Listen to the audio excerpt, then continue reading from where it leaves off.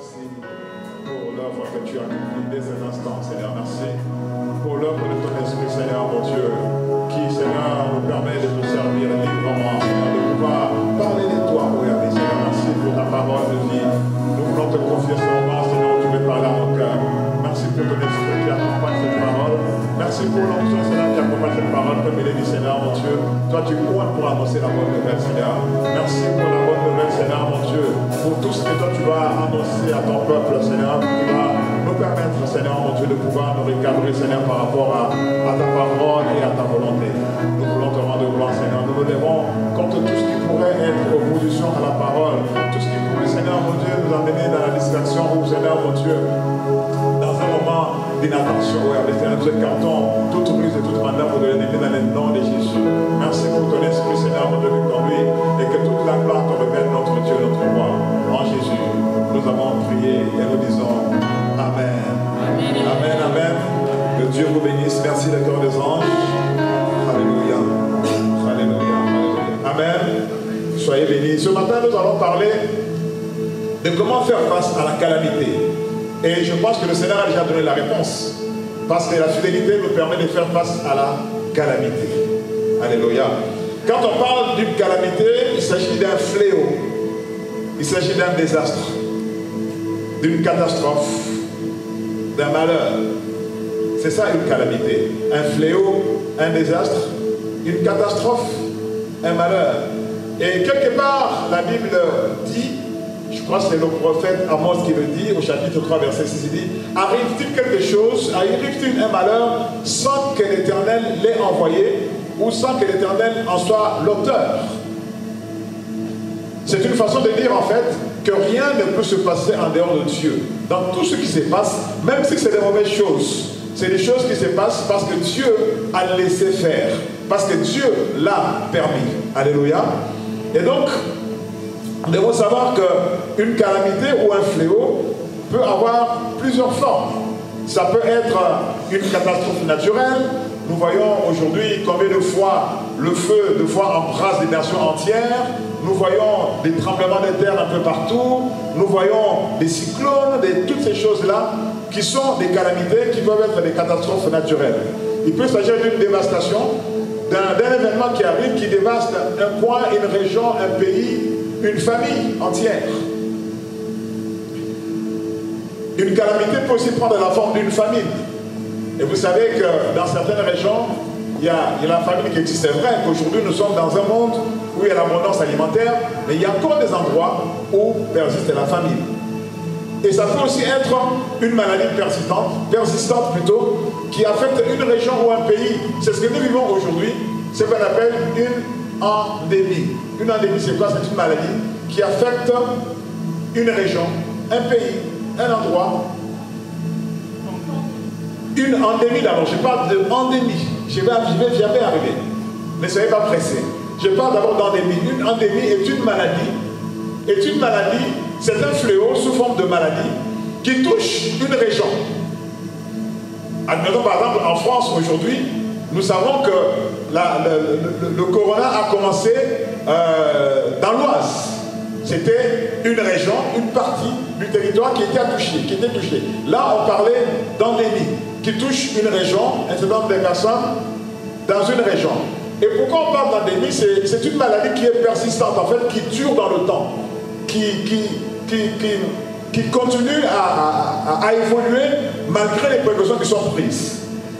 Et ça peut aussi devenir une pandémie. Quand on parle de pandémie, c'est une maladie persistante qui dépasse le cadre d'une région, qui atteint tout un pays et qui commence à se propager dans d'autres pays, dans le monde entier. Aujourd'hui, le coronavirus est au niveau de la pandémie, n'est-ce pas?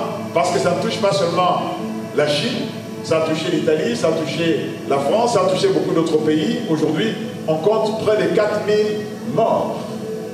Donc c'est bien la preuve que nous sommes face à un fléau, à un désastre, à une catastrophe, à un malheur.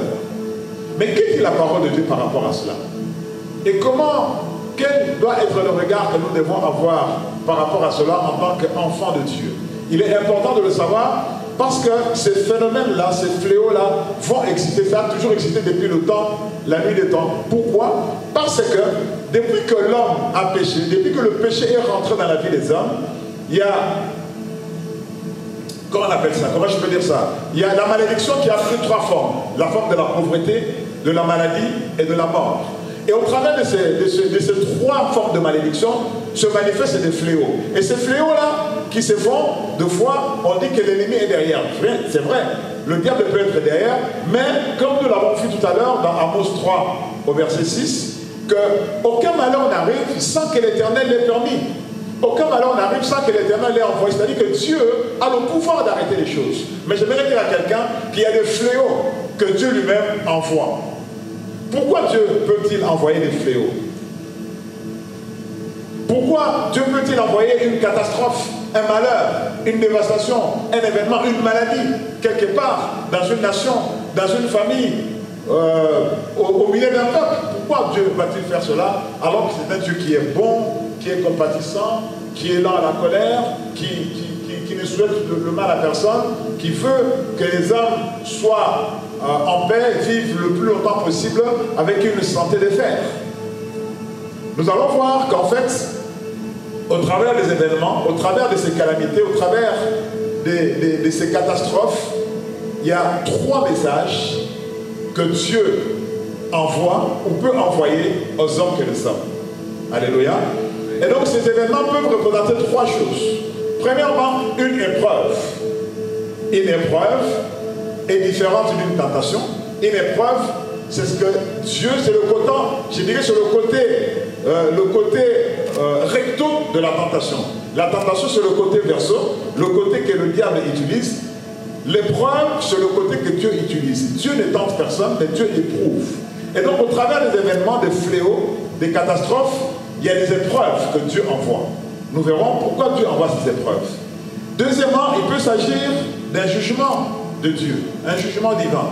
C'est-à-dire que Dieu, en colère, envoie une sanction contre un peuple, une nation. Pourquoi le Dieu qui est là à la colère peut-il en arriver à déclencher un jugement sur un peuple? Ne laissez pas vous dire, bien aimé, c'est que nous sommes sur cette terre, nous voyons déjà les prémices de ce que sera le jugement dernier. Parce que n'oubliez pas que le Dieu bon, compatissant, là à la colère, le Dieu d'amour est aussi un juge. Il appellera l'humanité entière au jugement au dernier moment. Et troisièmement, au travers de ces événements, il y a ce que j'appelle une alerte divine. C'est-à-dire un message que Dieu envoie pour alerter les hommes, pour nous attirer notre attention, pour nous amener à faire attention à quelque chose, à nous réveiller et à pouvoir nous remettre sur le chemin. Alléluia. Donc nous allons voir que face à une calamité, Dieu nous a déjà préparés. Dieu nous a déjà disposés. Dieu nous a donné déjà la parole, le message qu'il faut, l'arme qu'il faut pour pouvoir faire face à cet événement. Alléluia. Et donc, nous verrons que premièrement, la calamité vient de la part de Dieu comme une épreuve. Une épreuve pour tester la fidélité des hommes à l'égard de Dieu. Une épreuve pour amener les gens à démontrer réellement qu'ils aiment Dieu, qu'ils sont attachés à Dieu. Alléluia. Et nous avons des hommes qui ont vécu ces choses-là. Abraham, nous savons qu'au travers du sacrifice de Isaac, ce n'était pas quelque chose qu'il avait voulu faire volontairement, mais c'était une épreuve.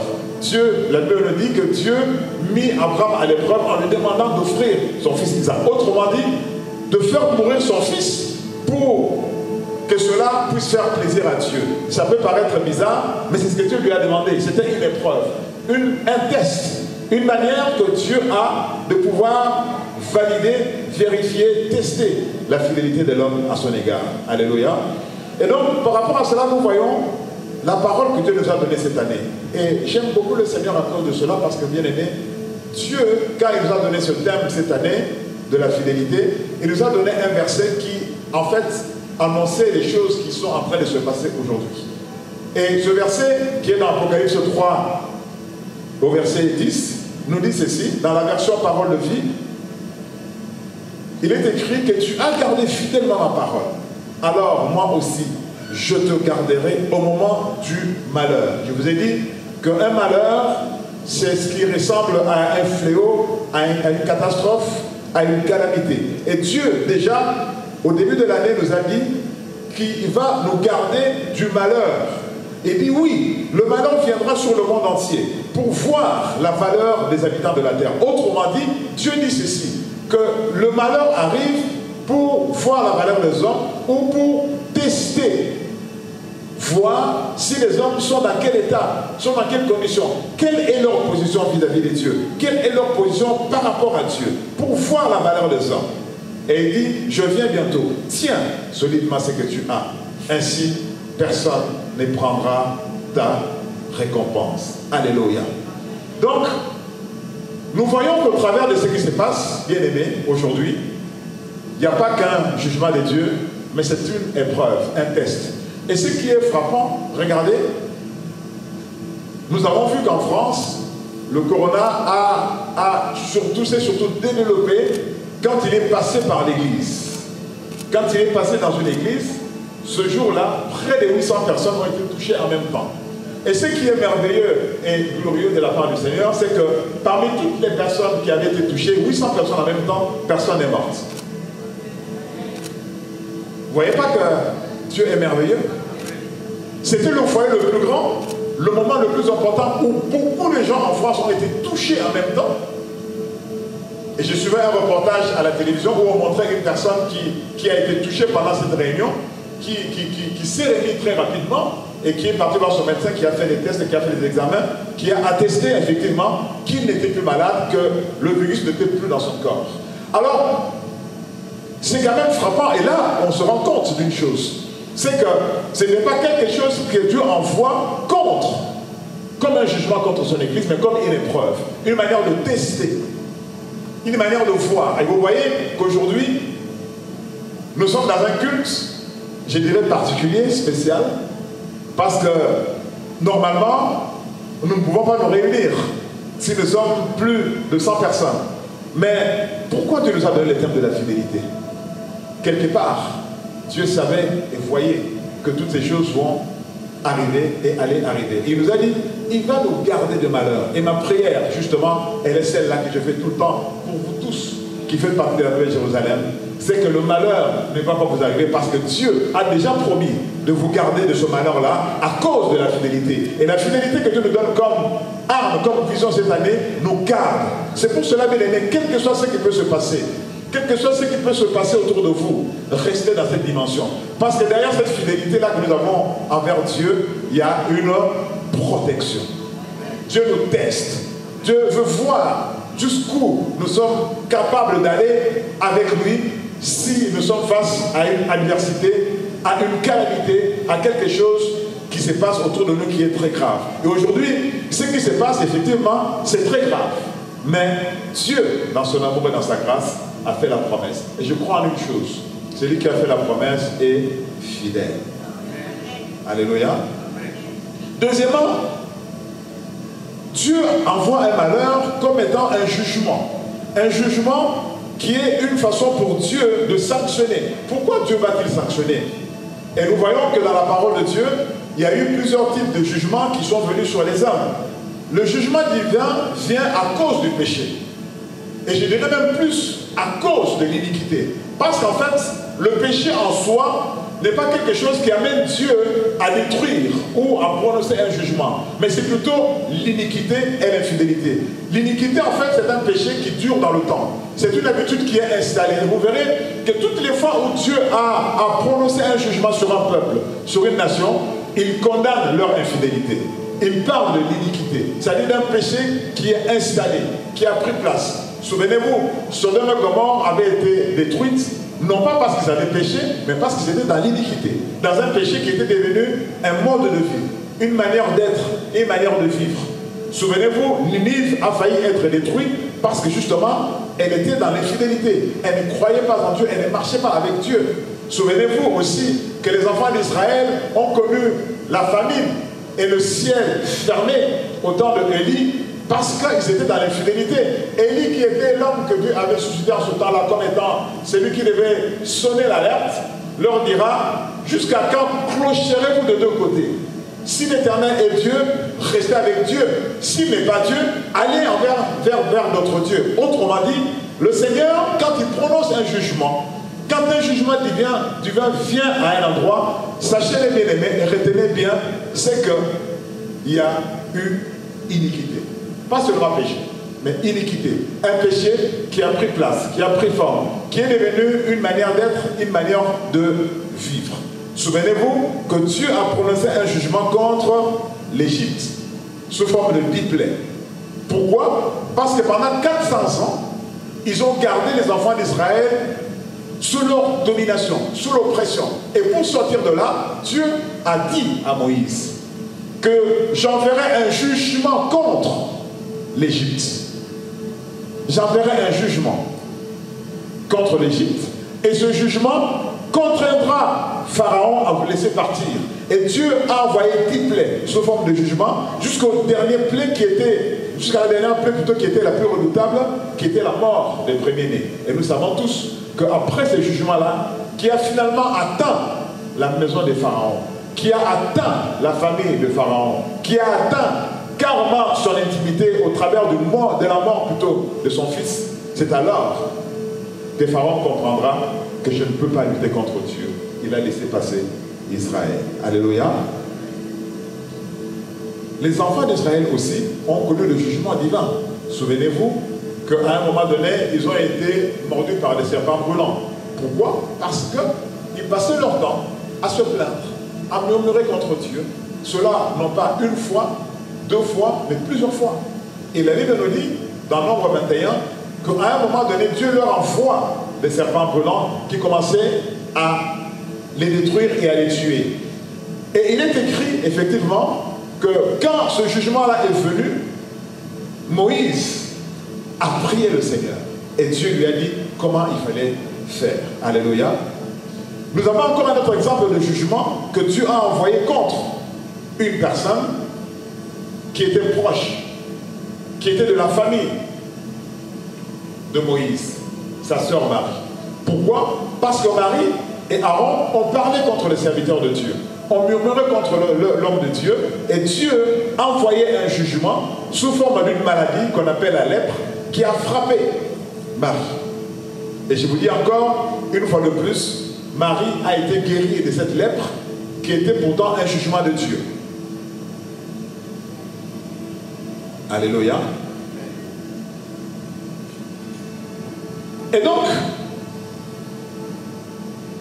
ça peut aussi être une alerte que Dieu donne.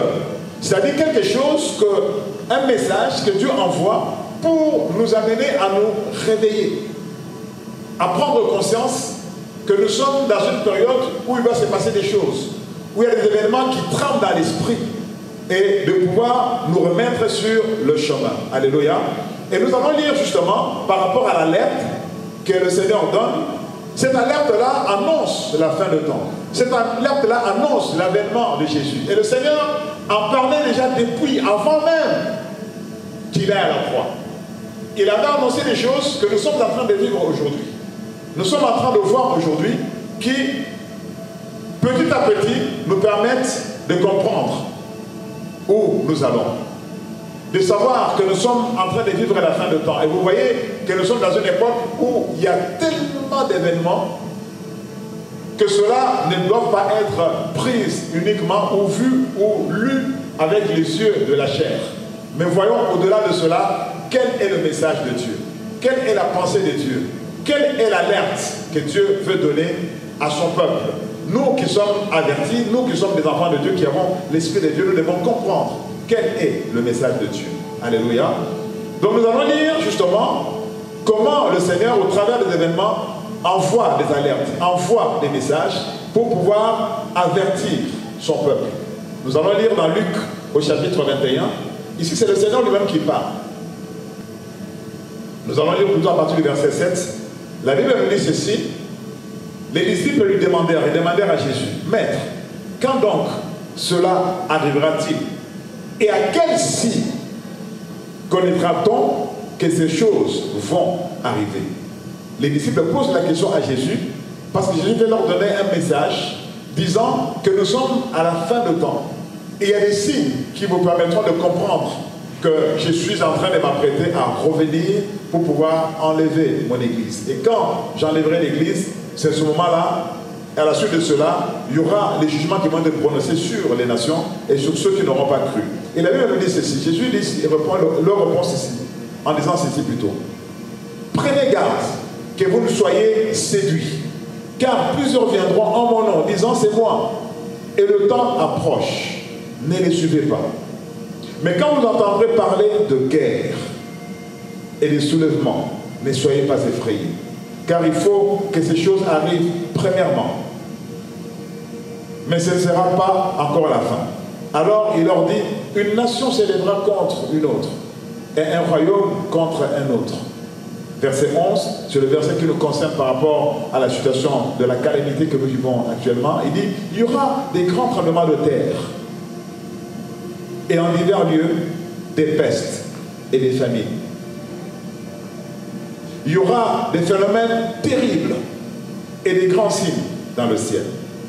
Mais avant tout cela, on mettra la main sur vous et on vous persécutera, on vous livrera aux synagogues, on vous jettera en prison, on vous mènera devant des rois et devant les gouverneurs à cause de mon nom.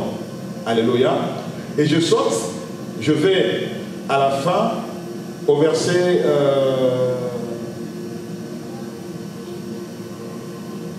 au verset 26.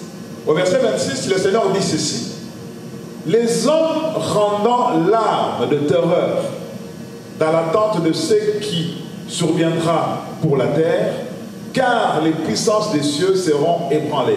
Alors, on verra le Fils de l'homme venant sur une nuée avec puissance et une grande gloire. Quand ces choses commenceront à arriver, redressez-vous et levez vos têtes, parce que votre délivrance approche. Alléluia. Dans tout ce que ça passe, dans tout ce qui se passe, le Seigneur nous dit toujours que pour ceux qui vont rester fidèles, il y a une délivrance qui leur est réservée. Pour tous ceux qui vont continuer à être avec lui, il y a quelque chose de positif qui leur est réservé, malgré tout ce qui se passe autour d'eux. Il leur dit cette comparaison. Vous voyez le figuier et tous les arbres, dès qu'on a poussé, vous commencez et vous, dès qu'ils ont poussé, vous connaissez de vous-même en regardant que déjà l'été est proche. De même, quand vous verrez ces choses arriver, sachez que le royaume de Dieu est proche. Je vous le dis en vérité, cette génération ne passera point que tout cela n'arrive. Alléluia. Donc, bien aimés, nous devons savoir une chose, que ce qui se passe aujourd'hui, au-delà du fait d'être une épreuve, d'être un jugement pour certains, c'est aussi une alerte. C'est un message que Dieu nous envoie. C'est une façon que Dieu, au travers de la parole que Christ nous a donnée, qui nous permet de nous préparer. Il dit, quand vous verrez cela, levez-vous, redressez-vous. Ne vous laissez pas abattre, ne vous laissez pas distraire, mais soyez debout. Parce que ces choses-là arrivent justement pour affecter votre foi, pour vous amener à régner votre relation avec Dieu. Mais la seule chose qui vous permet et qui nous permettra de pouvoir faire face à la calamité, à toutes sortes de malheurs, c'est notre fidélité. La Bible dit ceci, que la fidélité de Dieu est un bouclier et une cuirasse. Alléluia. Donc si la fidélité de Dieu est un bouclier et une cuirasse, une personne qui marche dans la fidélité bénéficie de cette protection divine sous forme de cuirasse. Vous savez, une cuirasse, c'est comme un gilet, c'est comme un gilet pare-balles en fait, qui empêche que tu reçoives des flèches. C'est-à-dire que même s'il y a des attaques qui arrivent contre toi, cela ne peut pas te toucher. C'est comme, vous voyez, le gilet pare-balles que les policiers mettent ou les militaires, quand ils sont en guerre et qu'on jette, on tire contre ce policier-là, même si le fusil, plutôt la balle vient contre son poitrine, comme il a un gilet pare-balles, cela le protège. Et une cuirasse, c'est comme un gilet pare-balles en fait. Et la Bible nous dit ceci, que la fidélité de Dieu est un bouclier et une cuirasse. Au-delà du fait que ce soit un bouclier qui te protège, mais en plus, dans ton corps même, il y a une protection. Alléluia. Alors, comment faire face à la calamité? Comment faire face à une calamité, à un malheur, à un événement comme celui-là qui arrive? Et vous savez, bien aimé, on a beau se laver les mains, on a bien beau utiliser les solutions hydroalcooliques, mais laissez-moi vous dire une chose, c'est que quand les choses sont faites par Dieu, il n'y a aucun rempart humain, il n'y a aucun rempart technologique qui ne peut tenir, si ce n'est que les armes et les protections que Dieu lui-même nous donne. Autrement dit, ne peuvent être épargnés, ne peuvent s'en sortir de là que les personnes qui, justement, se remettent au Seigneur. Alléluia. Cela n'exclut pas le fait que vous vous lavez les mains. Vous devez vous laver les mains. Vous devez utiliser une solution hydroalcoolique. C'est tout à fait normal. Parce que vous savez, la protection divine peut prendre plusieurs formes. Dans la protection divine, la première des choses qui permet à l'homme d'être protégé des choses, c'est l'obéissance à la parole que Dieu donne. C'est d'abord ça. Et Dieu nous a donné une parole cette année sur la fidélité. Donc quand nous sommes dans cette parole-là, dans l'obéissance de cette parole-là, nous sommes déjà sur la protection divine. Et ensuite, les autres choses naturelles que nous faisons ne font que contribuer ou renforcer cette protection. Alléluia. Que faire face à l'adversité? Et donc nous allons voir qu'il y a 4 manières que nous avons d'utiliser pour pouvoir faire face à l'adversité. Il y a d'abord la prière de repentance.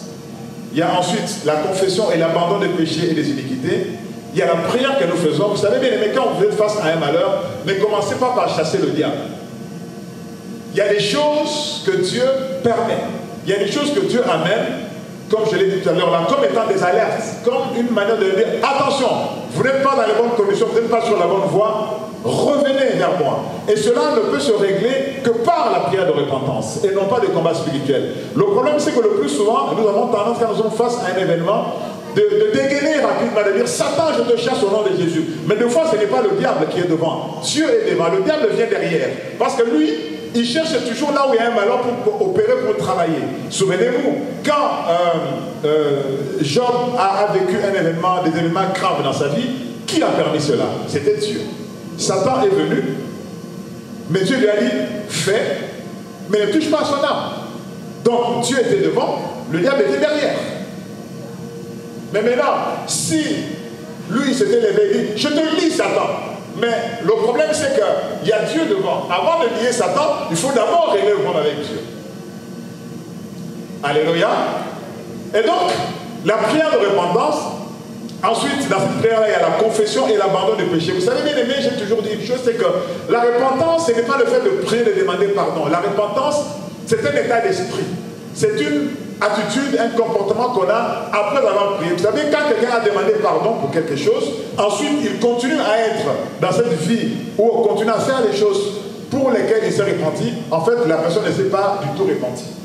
Parce que la repentance, ce n'est pas le fait de dire pardon, pardonne-moi, mais c'est surtout un comportement. Parce que se repentir signifie changer de direction. Donc je marchais comme ça, je me rends compte que ce n'est pas bon, je tourne, je vais dans l'autre sens. C'est ça la repentance. Si je me repens et que je continue à marcher dans cette direction-là, je ne me suis pas repenti. Même si j'ai demandé pardon. Même si les gens m'ont vu demander pardon. Mais si je n'ai pas changé d'attitude, je n'ai pas changé de direction, ça veut dire que je ne me suis pas repenti. Alléluia. Il y a la prière et il y a la marche dans la crainte de Dieu. Nous allons voir un exemple d'une personne qui était face à un malheur. Et ce texte-là, quand je le lis, j'ai des frissons au dos. Je dis, mais Dieu, comment tu peux en arriver là? Mais vous savez, bien aimé, il s'agit d'un homme que Dieu aimait beaucoup. Et d'ailleurs, c'est le seul homme dont Dieu, en dehors des gens, bien sûr, dont Dieu fait le témoignage en disant qu'il est l'homme selon mon cœur. Il s'agit de David. Et curieusement, David, qui était l'homme selon le cœur de Dieu, a vécu quelque chose de grave. Je dirais même a vécu des événements graves dans sa vie. Pourtant, il était l'homme selon le cœur de Dieu. Il y a des malheurs qui sont arrivés dans la vie de David. Je ne sais pas si vous avez eu l'occasion de lire et d'examiner l'histoire de la vie de David. Il a vécu des choses bizarres. Même dans sa maison, ses enfants, il y a eu même inceste parmi ses enfants. Un de ses fils a dû prendre une de ses filles. Pas en mariage, bien sûr, mais il a abusé d'elle. Et donc, il a vécu des choses incroyables dans sa vie. Mais pourtant, il était l'homme selon le cœur de Dieu. Mais c'est quoi qui était la force de David? C'est que David était un homme qui savait se repentir. C'est ainsi qu'il pouvait dire, le malheur atteint souvent le juste, mais l'Éternel l'en délivre toujours. Cette fois tu tombes, cette fois tu te relèves. C'est-à-dire qu'en fait, David savait que derrière la repentance, derrière la prière de repentance, il y a une puissance pour la délivrance. Et pourtant, ces malheurs-là, ce ne sont pas les hommes qui lui ont amené ça, c'est Dieu lui-même qui a amené ces choses-là. Toutes les fois où il a vécu des choses compliquées, derrière cela, il y avait Dieu. Et même un jour, il était en train de marcher dans la rue, il y a eu un homme qui s'appelait Shimei. Cet homme-là, il était benjamite, il était de la même tribu que Saül. Et cet homme-là était en train d'insulter David, était en train de lui jeter des pierres, en lui disant, toi tu as pris la place de notre frère, que tu as fait mourir, alors que ce n'est pas lui qui a fait mourir Saül. Au contraire, il a fait périr même la personne qui a porté la main sur Saül. Mais le problème, c'est quoi? C'est que cet homme-là était en train d'accuser David. Et David, un de ses gardes de corps, dit, mon maître, je vais sortir mon épée et lui couper la tête. Il dit, non, ne le fais pas. S'il se permet d'insulter le roi devant tout le monde, c'est que l'Éternel est derrière ces choses-là. Je préfère aller régler mes problèmes avec Dieu que d'avoir encore du sang sur mes mains. Alléluia. Donc David était un homme qui savait faire face à des calamités, à des malheurs. Parce qu'il a compris une chose, qu'un malheur ne vient jamais si l'Éternel ne le permet. Et donc, chaque fois, il recourait à l'Éternel, il retournait vers Dieu. C'est ça en fait la force de David, c'est que c'est un homme, bien qu'il ait commis des péchés, des choses des fois très graves, mais c'est un homme qui a toujours su revenir vers Dieu. C'est un homme qui avait une fidélité envers Dieu qui, je dirais, qui était inébranlable. C'est-à-dire qu'en permanence, quand il y avait quelque chose, il se souvenait que là, il n'est pas en règle avec Dieu et il revenait vers le Seigneur. Alléluia. Donc nous allons lire dans 2 Samuel 24 ce qui arrive dans la vie de David. 2 Samuel 24 nous dit ceci.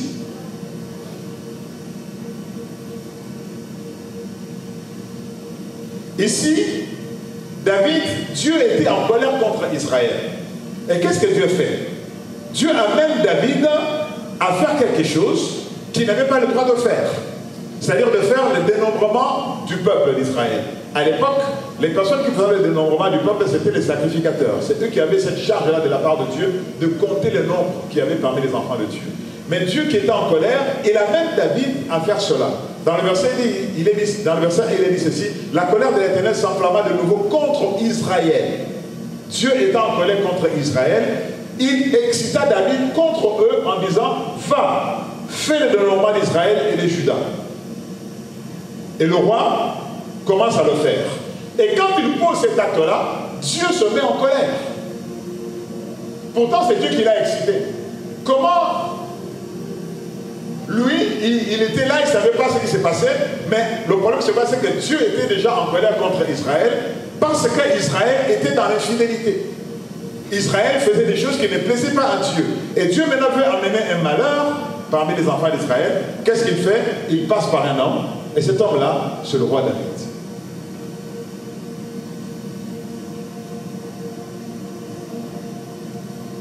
La Bible nous dit ceci, quand David finit de faire le dénombrement, nous allons au verset 10, je ne vais pas lire tout le texte, David sentit battre son cœur, après qu'il eut ainsi fait le dénombrement du peuple. Vous savez, David était un homme qui marchait dans l'esprit.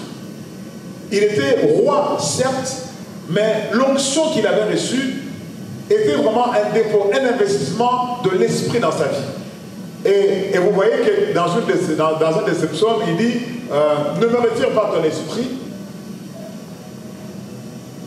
mais conduis-moi sur la voie droite. Il savait, pourtant il n'était pas dans la dispensation du Saint-Esprit comme nous aujourd'hui, mais il savait que l'Esprit du Seigneur était essentiel pour pouvoir le permettre de marcher avec Dieu.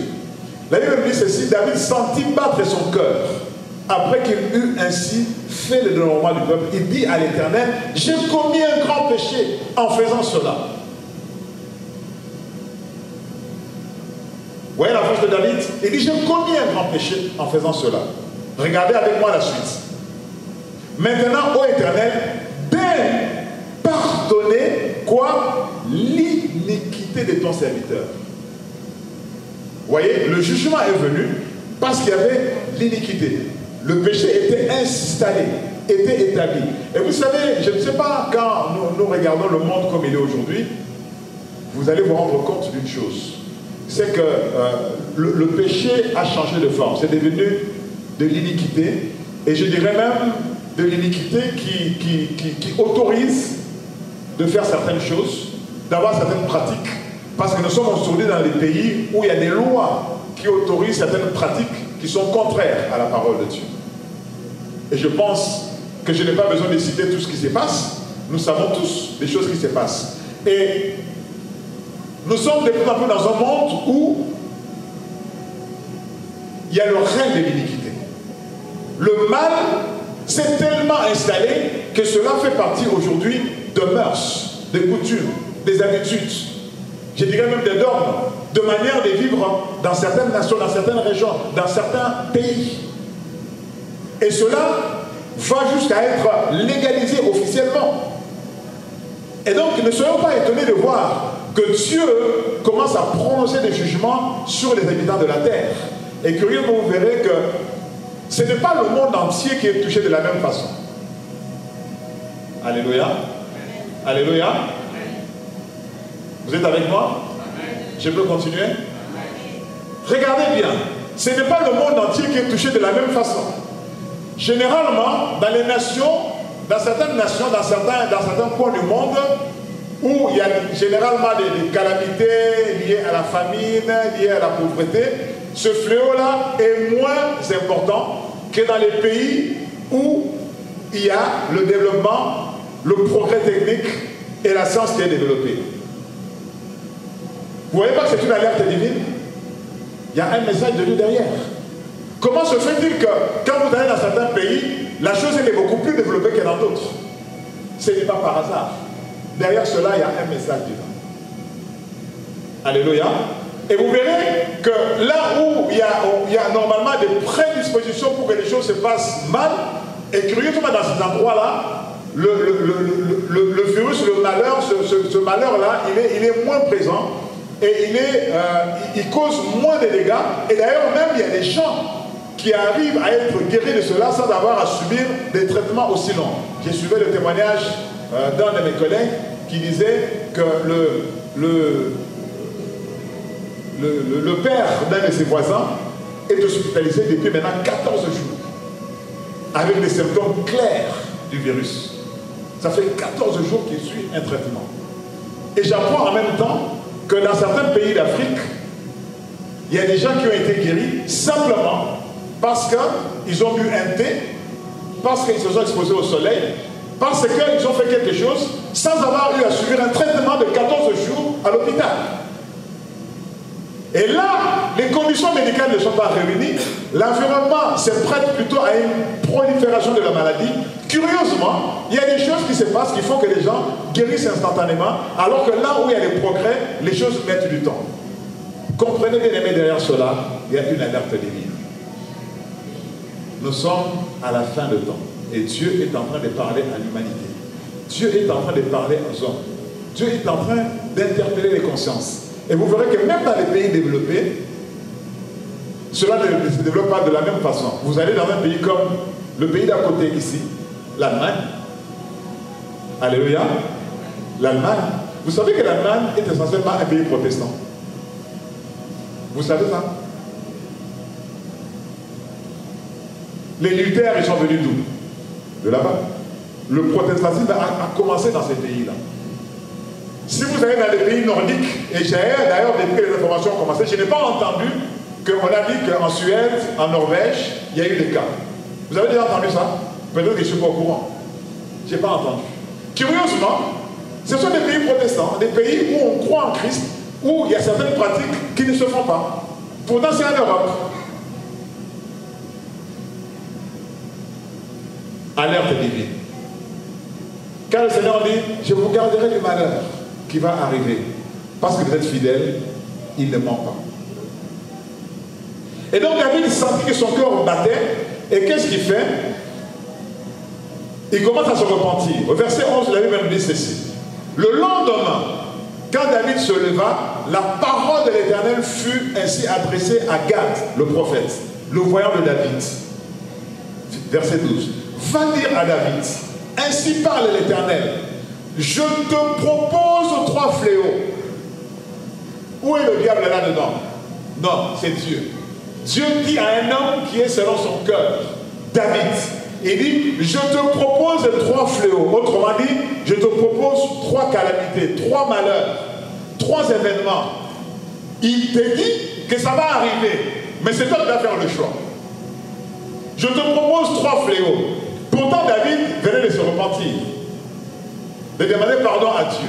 Mais cela n'a pas suffi. Dieu envoie quand même le prophète pour lui dire, je te propose 3 fléaux. Regardez avec moi. Je te propose 3 fléaux. Veux-tu 7 années de famine dans ton pays? Premier fléau. Donc la famine, c'est une calamité que Dieu peut envoyer dans un pays. 7 années de famine dans ton pays. Ou bien 3 mois de fuite devant tes ennemis. 2 fois, bien aimé, pendant 3 mois, tu as des combats, tu as des situations, des gens. Quand tu pars là, tu as des problèmes. Tu vas là-bas, tu as des problèmes. Ce sont des fois des choses que Dieu envoie pour te réveiller. Je te propose la fuite devant tes ennemis pendant 3 mois. C'est-à-dire pendant 3 mois, même si tu mènes le combat spirituel contre Satan, tu perds. C'est ce que Dieu est en train de dire ici. Il dit, ou bien 3 jours de peste dans ton pays. Vous voyez que comment on appelle ça, les fléaux, il y a 3 fléaux, mais à des degrés différents et dans un espace de temps différent, avec un impact différent. 7 années de famine, donc pendant cette année, tu galères, tu souffres, tu manques à manger, et tu ne meurs toujours pas, parce que laissez-moi te dire bien aimé une chose, quand tu amènes un malheur dans ta vie, et qui veut te faire comprendre quelque chose, tu ne vas pas mourir. Même si tu tombes gravement malade, dans le coma, le médecin dit non, on va débrancher les appareils. Dieu va envoyer quelqu'un qui va venir prier pour que les choses se passent. Parce qu'il y a des choses comme ça que Dieu arrête dans l'esprit, simplement dans le but de réveiller. N'oubliez bien aimé, n'oubliez jamais qu'il y a des malheurs qui arrivent, qui ne sont pas le fait de Satan. Même si Satan entre en scène, Satan ne rentre en scène qu'avec, je dirais, la bénédiction de Dieu, avec l'accord de Dieu. Si Dieu ne permet pas, Satan ne peut rien faire. Donc ici, la Bible ne dit pas que Dieu envoie Satan. Dieu dit à un prophète, un homme de Dieu, ou un des dieux, son serviteur, il dit, va dire à David, je lui propose 3 fléaux, c'est lui qui doit choisir. 7 années de famine, donc la pauvreté, 3 mois de fuite devant tes ennemis, des combats qui ne finissent pas, l'adversité, tu vas là, on te tape, tu vas de l'autre côté, quelque chose se passe, les gens commencent à te détester, il y a des choses qui se passent dans ta vie que tu ne comprends pas, il y avait des gens avec qui tu étais bien du jour au lendemain, ils commencent à dire des choses sur toi, ils commencent à faire des choses contre toi, tu ne comprends pas. Mais qu'est-ce qui se passe? Tu es dans la maison, un jour ta femme s'élève, comme la femme déjà me dit, maudit Dieu est mort, mais c'est quoi cette histoire-là? Tu continues à servir Dieu dans ces conditions-là? Et 3 mois, ça se passe comme ça. Tu fais ceci, ça ne marche pas. Tu vas là. En fait, tu vis que de combat. Mais bien aimé, des fois, on est en train de chasser Satan alors qu'il n'y est pour rien. C'est un fléau que Dieu envoie comme alerte pour réveiller. Ou 3 jours de peste, donc la maladie. Et la peste, bien aimé, aujourd'hui, nous voyons avec le progrès technique, la peste comme étant une maladie pas trop grave. Parce qu'en fait, aujourd'hui, l'homme a les moyens de pouvoir combattre la peste. Mais à l'époque, c'était une maladie terrible parce qu'en fait, on n'en guérissait pas, on en mourait. Et la peste, quand elle rentrait dans un endroit, elle tuait les gens. Donc quand Dieu a envoyé la peste dans une nation, ça exterminait les gens d'une manière incroyable. Exactement comme aujourd'hui, nous sommes face au coronavirus, qui est une maladie qu'on ne connaît pas. Et aujourd'hui, effectivement, il n'y a pas encore un traitement avéré qui permet d'en guérir. C'est-à-dire qu'il y a des gens qui guérissent. Simplement, je dirais par coup de chance. On donne un peu de tout, et puis voilà, la personne se remet. Il y en a d'autres, ils ne suivent même pas un traitement fort, mais parce qu'ils sont dans un endroit où il y a tout un environnement qui permet de pouvoir faire face à cela. Comme on le dit souvent ici, j'entends, on dit qu'au-delà de 26 degrés, ce virus ne résiste pas. Donc ça veut dire que si on est dans un pays où il fait 30 degrés et qu'on est touché, rien que le fait d'avoir le soleil, de s'exposer au soleil, peut apporter la guérison.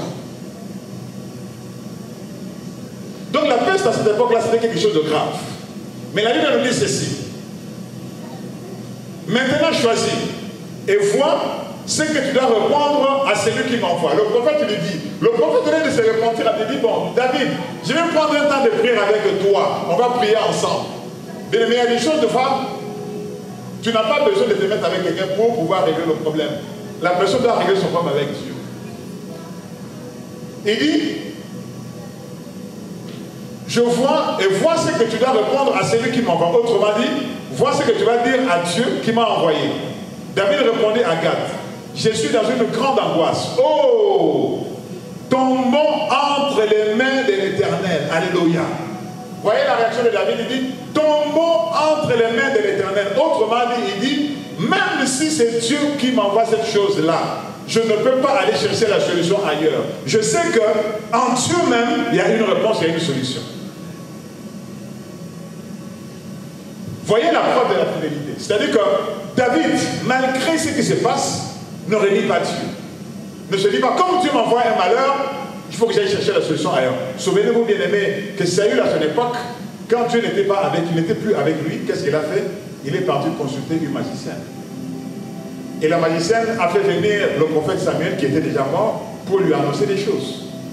Donc David aurait pu tomber dans ce piège-là. Mais comme c'était un homme qui avait compris l'âme de la fidélité, c'est un homme qui savait que quand quelque chose arrivait, la personne vers qui il fallait se tourner, ce n'était pas un homme, mais c'était Dieu. Il dit, tombons entre les mains de l'Éternel. Pourquoi? Car ses compassions sont immenses. Mais que je ne tombe pas entre les mains des hommes. Verset 16, 15. David n'a même pas répondu. Dieu prend la décision maintenant. Dieu aurait pu arrêter la chose. Mais Dieu envoie un fléau quand même. La Bible dit au verset 15, l'Éternel envoya la peste. Vous lisez avec moi? Vous lisez avec moi ou pas? Regardez. Est-ce qu'il est écrit que c'est le diable qui le fait? Non. L'Éternel envoya la peste en Israël depuis le matin jusqu'au temps fixé. De Dan à Beersheba, il mourut 70 000 hommes parmi le peuple. Vous imaginez? 70 000 hommes sont morts de la peste que Dieu a envoyée. Le Dieu de compassion, le Dieu de miséricorde. Curieusement, David n'est pas touché par cette peste. Je te garderai du malheur qui arrivera. J'en parle de malheur afin de tester ta valeur, afin de tester ta fidélité, afin de tester ta relation, de tester la manière dont tu vas continuer ou pas à marcher avec ton Dieu. La Bible nous dit ceci, verset 16, comme l'ange étendait la main sur Jérusalem pour la détruire, l'Éternel se repentit de ce mal et il dit à l'ange qui faisait périr le peuple, assez, retire maintenant ta main. L'ange de l'Éternel était près de l'air d'Aravna, les Jébusiens. David, voyant l'ange qui frappait parmi le peuple, dit à l'Éternel, voici j'ai péché, c'est moi qui suis coupable. Mais c'est prévu, qu'ont-elles fait? Que ta main soit donc sur moi et sur la maison de mon père. La repentance de David. Ce jour-là, Gad vint auprès de David et lui dit, monte, élève un autel à l'Éternel dans l'air d'Aravna des Jébusiens. David monta selon la parole de Gad, comme l'Éternel avait ordonné. Aravna regarda et vit le roi et ses serviteurs qui se dirigeaient vers lui. Et Aravna sortit et se prosterna devant le roi, le visage contre terre. Aravna dit, pourquoi mon Seigneur le roi vient-il vers son serviteur? Et David répondit, pour acheter de toi l'air et pour y bâtir un autel à l'Éternel, afin que la plaie se retire du dessus le peuple. Alléluia. Pourquoi David va construire un autel pour Dieu? Il va construire une maison pour Dieu. Parce que les enfants d'Israël étaient dans l'infidélité. Et vous savez, quand Dieu parle de l'infidélité, il s'agit d'un culte que les hommes rendent à d'autres dieux. C'est ça l'infidélité pour Dieu. Le fait d'aller vers notre Dieu, le fait de servir d'autres dieux, le fait d'adorer notre Dieu est une infidélité. Et donc pour réparer la chose, David, non seulement il s'est repenti, non seulement il a demandé pardon à Dieu, mais il vient maintenant poser un acte qui atteste, qui prouve sa repentance. Bien aimés, n'oublions pas que nous avons besoin de nous repentir, mais surtout de changer d'attitude face à toutes les choses qui arrivent. Parce que nous devons savoir une chose, c'est que si Dieu nous parle ainsi au travers de ces alertes qu'il envoie, c'est qu'il veut nous amener à rester dans la ligne, pour que nous ne puissions pas être touchés par ces événements et ces fléaux. Donc David rebâtit l'autel pour restaurer le culte, pour ramener les cœurs des gens à aller se tenir devant le Seigneur. C'est une façon de rétablir la fidélité dans la nation. David a dit ceci, Arauna dit à David que mon Seigneur le roi prenne l'air et qu'il y offre des sacrifices qui lui plaira. Vois, les bœufs seront pour l'holocauste et les chars pour l'attelage serviront de bois. Arauna donna tout au roi. Et Arauna dit au roi, que l'Éternel ton Dieu te soit favorable. Verset 24. Ça c'est merveilleux. Mais le roi dit à Arauna, non, je veux l'acheter de toi à prix d'argent, car je n'offrirai pas, vous lisez avec moi, car je n'offrirai pas à l'Éternel des holocaustes qui ne me coûtent rien. Autrement dit, je reconnais que pour que je puisse me remettre à Dieu, je dois payer un prix. Bien aimés, nous devons comprendre une chose. Nous sommes dans un monde aujourd'hui où, pour continuer à ne pas être noyé par les choses que le monde nous propose, que Satan nous présente, nous avons besoin de payer un prix. Et ce prix-là, c'est la fermeté que nous avons dans notre cœur. C'est la force que nous avons dans notre cœur de croire et d'appliquer la parole de Dieu quoi qu'il arrive. Je vous donne un exemple. Aujourd'hui, quand nous regardons la manière dont la tenue vestimentaire a basculé, on se rend compte en fait que finalement, quand tu vas acheter un vêtement, il est difficile de trouver un vêtement qui correspond réellement à une tenue digne d'un enfant de Dieu. Aujourd'hui, les pantalons de fois, tu vois, ils sont en taille basse. Je vais vous dire une chose. Moi, quand je mets mon pantalon, je mets toujours une ceinture. Mais je me suis rendu compte d'une chose, c'est que les coutures d'aujourd'hui des pantalons sont faites de telle sorte que le pantalon descend. C'est-à-dire que si tu ne mets pas la ceinture, le pantalon il descend de lui-même. C'est-à-dire que j'ai des pantalons, si je ne mets pas la ceinture, forcément, ça va descendre. Pourtant, c'est autour de la taille. Hein. C'est-à-dire quand tu le mets, tu sens que le derrière est en train de lâcher. Quoi. Mais c'est le style du moment. C'est le style du moment. Mais comment parer à cela? J'entends d'abord les enfants me dire, papa, mais tu sais qu'aujourd'hui les vêtements sont comme ça. Pourquoi tu dis que ce vêtement-là est court? Ou ce vêtement-là il est bizarre? J'ai dit, bon, ok. Je vais vous poser une question. Où est-ce que les femmes musulmanes trouvent-elles les tenues longues qu'elles mettent? Pourtant, elles sont en France. Ça veut dire qu'il y en a, en fait. Mais en fait, on ne peut arriver à le faire que si on accepte de payer le prix. Parce qu'en fait, les conditions sont telles qu'aujourd'hui, c'est beaucoup plus facile de faire le choix de marcher avec Satan qu'avec Dieu. Et ça dans toutes choses. Il est beaucoup plus facile pour toi de prendre ton téléphone en étant couché chez toi sans même te déplacer, insulter quelqu'un mal, de le blesser au point qu'il sort, il pleure, ou même il a envie de se suicider là où il est. Mais tu ne l'as pas vu, hein? Tu ne lui as pas parlé. Tu lui as fait quoi? Tu lui as envoyé un texto. en étant chez toi couché. C'est-à-dire que le système est tel qu'aujourd'hui, si tu n'uses pas de violence, tu ne payes pas le prix, tu ne peux que faire les choses selon le diable. Des fois, ça te démange. Tu es là, tu dis, bon, il joue avec moi, bon, tu prends le téléphone. Ok. Je vais vous faire un témoignage, rapidement. Il y a 2 jours, il y a un des salariés dans mon travail qui m'envoie un texto pour me dire qu'il ne peut pas venir travailler, il utilise son droit de retrait parce qu'il est vulnérable, il ne va pas venir travailler. Déjà, ce gars-là, c'est quelqu'un qui s'attente beaucoup.